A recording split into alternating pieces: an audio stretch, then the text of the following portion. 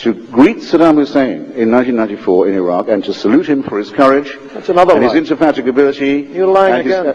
Your nose is growing. Sir, I salute your courage, your strength, your indefatigability. Just to Saddam Hussein, Paul. Many people have been asking us the same thing. Well, that's because you have deliberately teed up this interview with a falsehood. We do not tee up the questions. You're a bunch of liars, and everybody knows that you are. Mr. Galloway. You have lavished allegedly blandishments on Saddam's regime.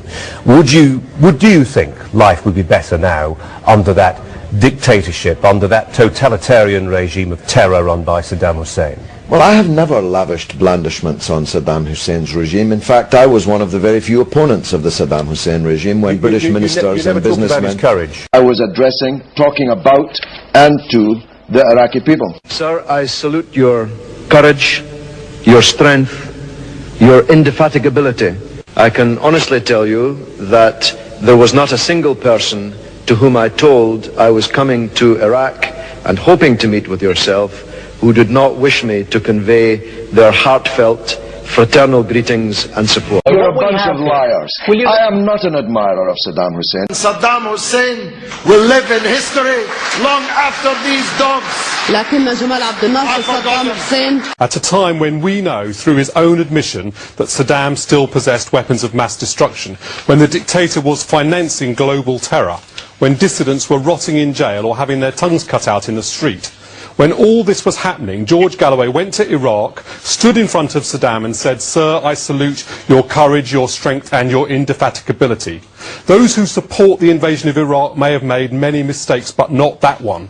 We overestimated his arsenal, certainly. As once you stood next to him, George, and said, and congratulated... Can't you debate the issue without attacking me? I could if you'd be quiet for a second.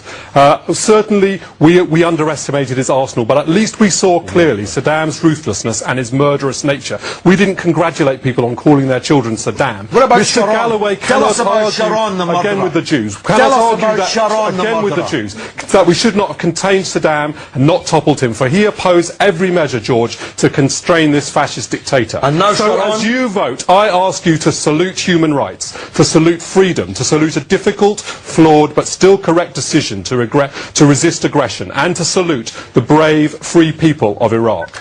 He, ad hominem attacks, right from the start, putting words in my mouth that I never spoke. You never said that. No, you're telling me you never said that. Not about Saddam. I didn't, and you know very well. You stood next to him and said, "Sir, I salute very well that I didn't." Sir, I salute your courage, your strength, your indefatigability. Mr. Galloway speaking with his customary good manners and unsullied integrity. Of spunk-loving sluts. Order. As I said, I wish to give the honourable gentleman as much leeway as I can. Or XXX pornographic. Order. Or Asian babes. Oh, it's always the manners and the integrity that you're not sure of, and tonight we see the problem is going to be with the manners. Because this is the very last time I'll be speaking to ITN. Be sure about that. You're a Democrat. Does that pose any problems in terms of how you viewed Fidel Castro? Well, if people believe the package they've just heard, which could have come from Fox News, you would think that Fidel Castro was some kind of tyrant. Mr. Galloway, are you proud of having got rid of one of the very few black women in Parliament? What a preposterous question. I know it's very late in the night, but... Are you proud of having got rid of one of the very few black women in Parliament? I'm not... Jeremy, move on to your next question. Well, you're not answering that one. So move on to your next question. Are you because proud? I've got a lot of people who want to speak to me. If you ask that question again, I'm going. I warn you now. Don't try and threaten me, Mr. Galloway, please. You're the one who's trying to badger me. I'm not trying to badger you. I'm merely asking you whether you're proud of having driven out of Parliament one of the very few black women there, a woman you accused of having on her conscience the deaths of 100,000 people. Oh, well, there's no doubt about that one. George Galloway, first of all, when you told Iraqis to resist British troops, you must have known that would have been unacceptable to the Labour Party. It would be better if you got that right. I have got it right. No, you've obviously not got the transcript. I have never asked Iraqis to resist British troops. They can control the skies. يمكنهم أن يسيطروا على السماوات. لكن I have never called on anybody to harm British troops. يأتوا ضمن نطاق RPG فإنهم لا يمكن أن يسيطروا على أي شيء. not once anywhere. لا يمكنهم أن يسيطروا على شارع واحد. These poor Iraqis, هؤلاء العراقيون الفقراء ويتسلحون بالكلاشنيكوف of weapons, ويستعملون الأسلحة البدائية، يكتبون أسماء مدنهم وقراهم على النجوم. 145 military operations every day.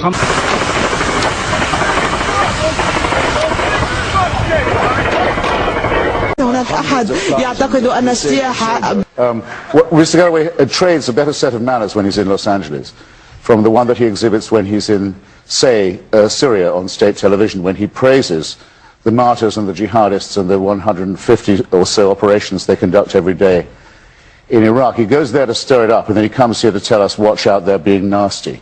That's, I think, disgraceful.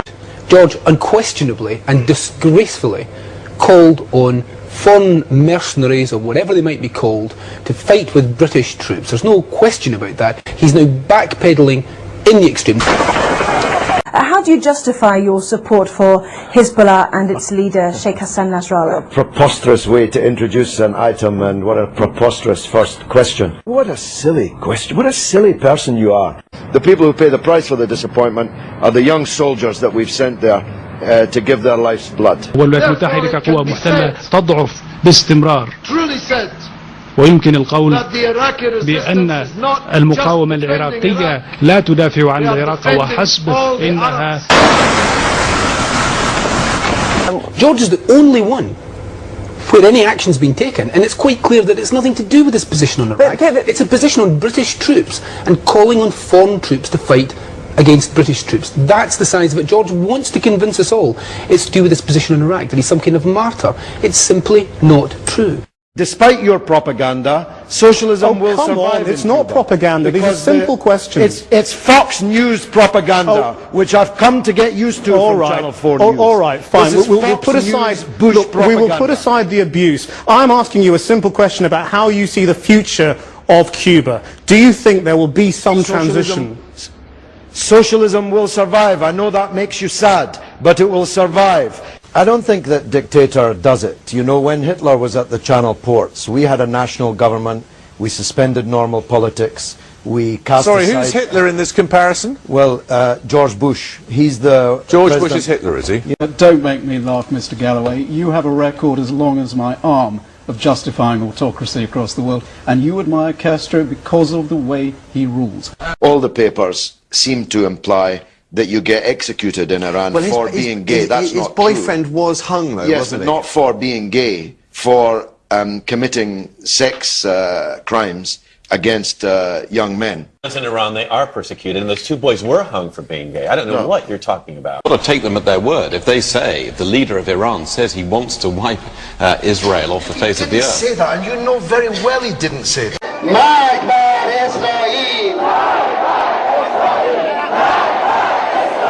This was a political statement. George, your record of revisionism in this region gives you not a lot of right to be authoritative on this. The woman there... From the man who congratulated Saddam Hussein on his courage and indefatigability. You said the other day that you thought that the assassination of Tony Blair would be morally justified. By an Iraqi. How do you propose to use your time in... Oh, I see, it's another occasion of you not wanting to talk to someone who doesn't agree with you. Actually, Jeremy. All right. David Lammy, what do you make of Mr. Galloway? I think he's a carpetbagger. And how many people were killed on July the 7th? And how many people... Just have a word, George, just calm down. How many people have been saved by what our police have done? How many bomb plots have been foiled? How many July the 7ths have been prevented because we have brave policing and good security services in this country? Let me ask you this. Are you proud to be British? Being British is an accident of birth. America keeps the world as safe as they can when nobody else... How come we all hate your country's role in the world, Anthony?